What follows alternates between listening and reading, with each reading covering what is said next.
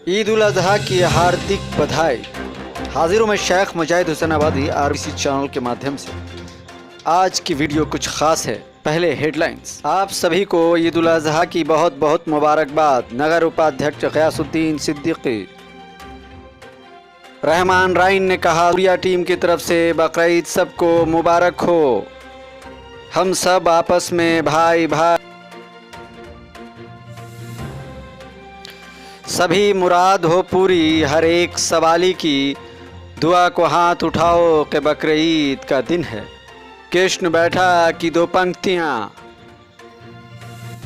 मुस्लिम समुदाय के लोगों ने आज नमाज पढ़ी, मगर जज्बात के साथ। न कोई भीड़ भाड़, न कोई हलचल। बड़ी शांतिपूर्वक मनाया गया त्यौहार। आप देख सकते हैं यह ईदगाह है और करबला भी। यहाँ आमतौर पे ऐसे दिनों में बहुत भीड़ और गहमा गहमी रहती है। और ये दाता पीर बख्श शाह रहमतुल्लाह अलैह की मज़ार पर कोरोना वायरस की वजह से और लॉकडाउन की गाइडलाइन के मुताबिक आज सब कुछ बदला बदला सा मंजर है। आज कुर्बानी का दिन है और लोग आम तौर पे कुर्बानी कर रहे हैं, अपने घरों में कर रहे हैं या कहीं भी कर रहे हैं।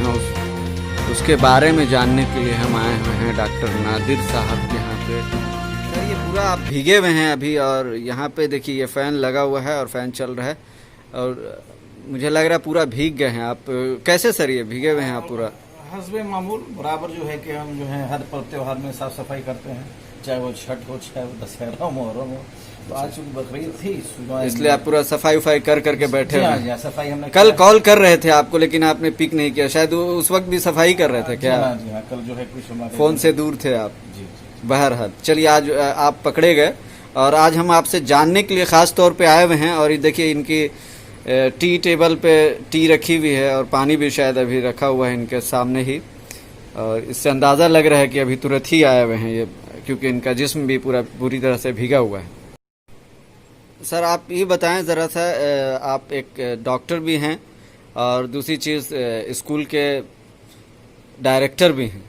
तो मैं आपसे जानना चाह रहा हूं कि आज कुर्बानी का दिन है और लोग मान लीजिए जैसे भी कुर्बानी लॉकडाउन का पालन करते हुए लोग कर रहे हैं अपने घरों में, चाहे जैसे भी खस्सी कर रहे हैं, तो उसको कैसे किस तरह से करना है।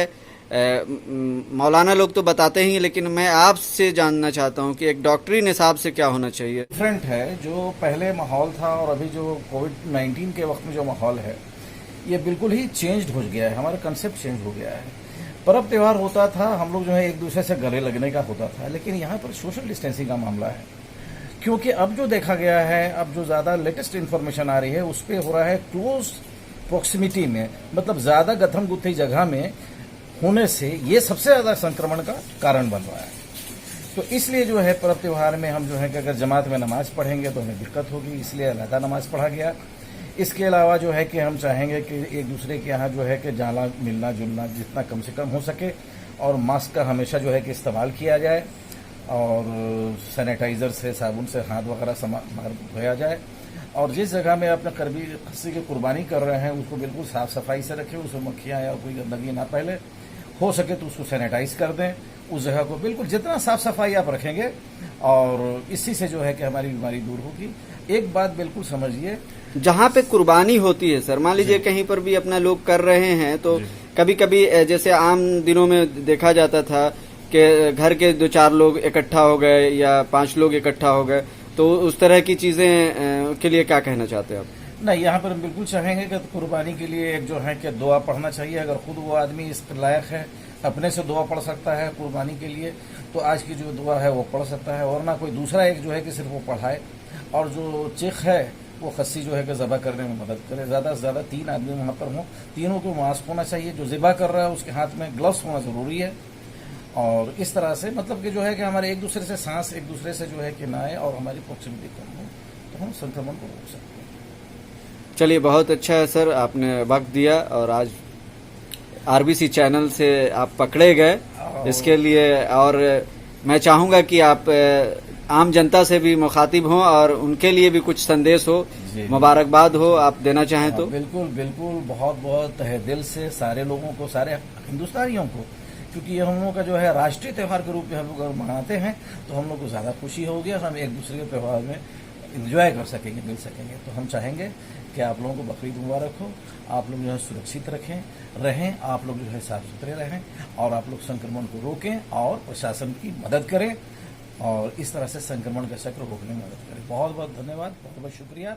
बकरीद मुबारक हो।